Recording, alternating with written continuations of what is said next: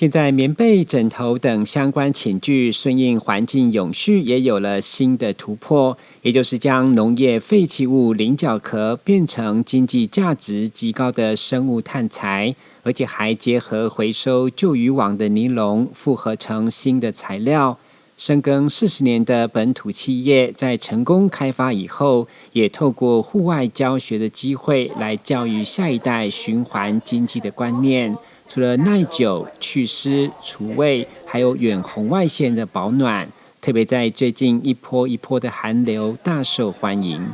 有科技的一个就是做法，然后把大地的一些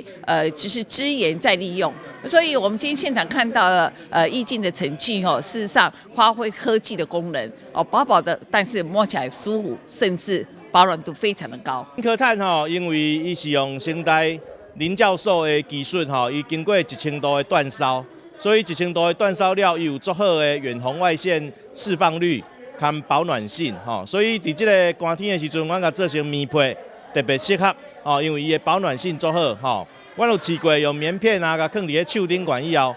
，5秒钟它就开始保暖了为让大家知道将废弃物化身永续材料的新革命，已经落实在我们每一天都会使用的棉被等寝具相关产品。从中央到地方，产官学各界贵宾都到场见证，场面热烈。这个菱壳变成碳然后变成棉的棉纱，9PC 用纤维，这样保暖、保持温度成为我们枕头很好的枕头的这个材料，而且刚刚有提到了副总的远红外线我睡着就会觉得红外线在照了。